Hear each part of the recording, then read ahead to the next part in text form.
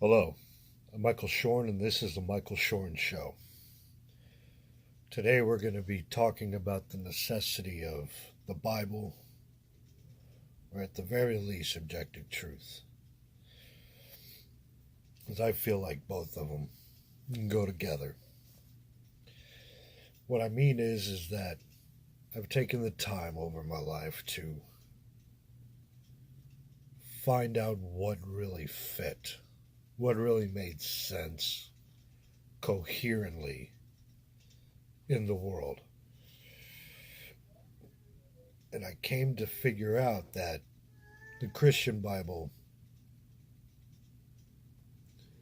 definitely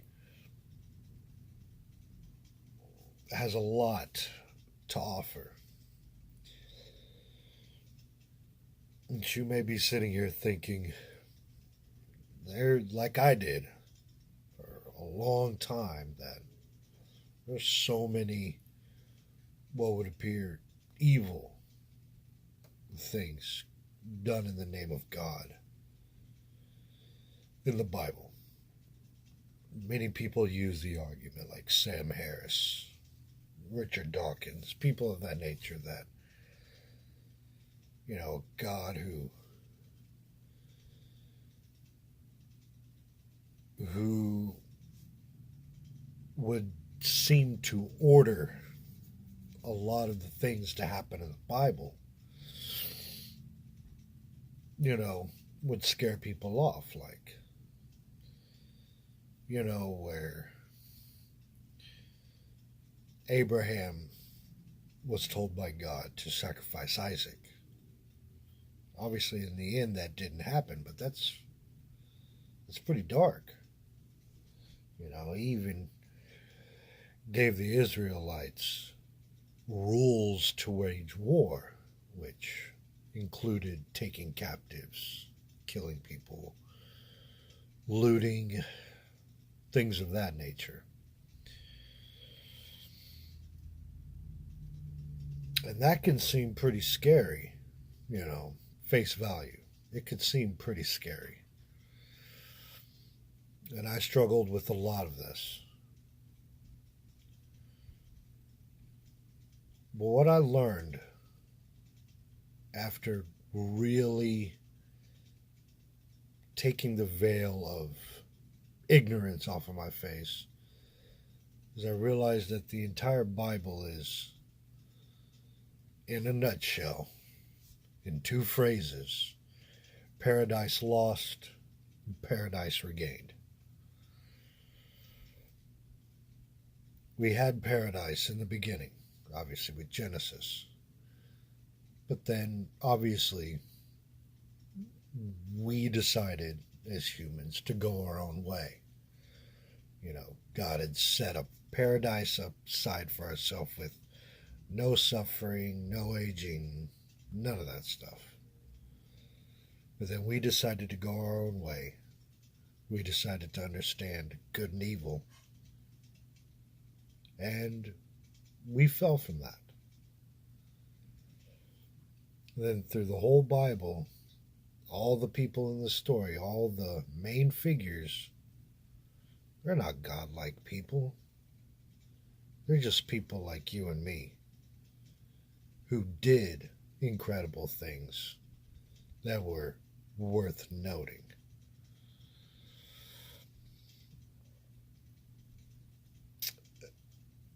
And you would normally bring up somebody like David, who ordered the husband of Bathsheba to be killed in battle so he could take that man's wife as his own. And he was supposed to be a man after God's own heart. But I'm not perfect. I know there are a lot of Christians out there who think they're perfect, but nobody is. Nobody is. I've done some horrible things, and now I'm a Christian now. That doesn't mean that my past dictates who I am now. nor the actions that I decide to do, because all in all, I am a person. And so are all of the people in the Bible.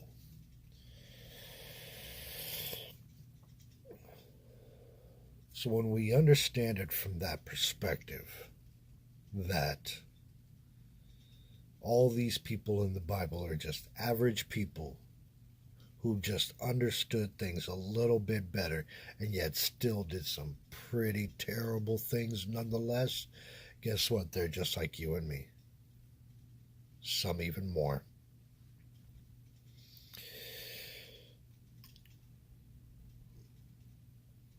So the point is that in the end, it describes all these people who have done really, really bad things, messed up their lives, messed up their communities' lives, messed up their country's lives, messed up a lot of people. But in the end, what you find out is that they give examples of how to not let this happen again, how to be better, how to rise up from all the things that we've done, all the horrible things. I mean, one of the biggest things in the Bible is what would be the institution of marriage. The institution of marriage saved women. It saved them because women were obviously considered inferior to their male counterparts. And marriage makes them equal to their partner, just on the same level as anybody else.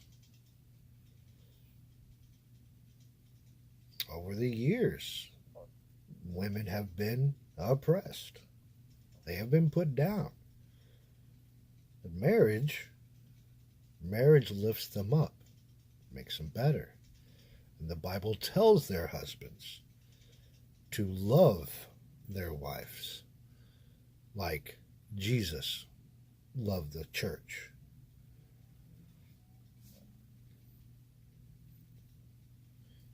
And that's important. It's important to do those kind of things. It's important to respect your wife. There are many, many individual things that are in the Bible that if we were to read them and go through them and pick them out one by one and we were to apply them to everybody's life, we'd be so much better off. So much better.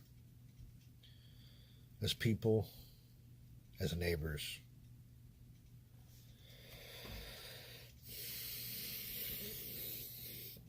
As people who live in a country where it's possible to be everything, anything at all.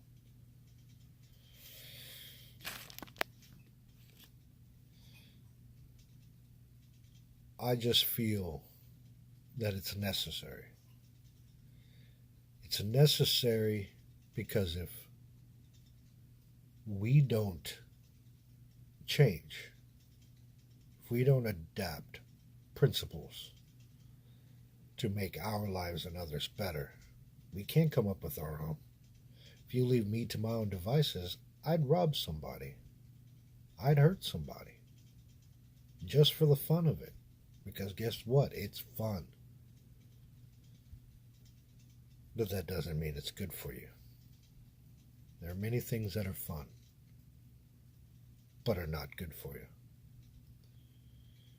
If you have any questions or anything you'd like to ask, you can email me at themichaelshornshow@gmail.com. That is themichaelshornshow@gmail.com. Just type it as it is on the channel. You can ask me any question about anything. I know these videos are short. I know there's not a lot I can put in. Granted that this is just a phone and its microphone. There's not much I can do, and I'm limited on time to be able to make some of these at the moment, being as I'm just starting up. But if you have any questions, you can email me again at themichaelshornshow@gmail.com, and hopefully we can have greater topics of discussion and be able to elaborate more on other topics. That's it for now. We'll see you around. Bye bye.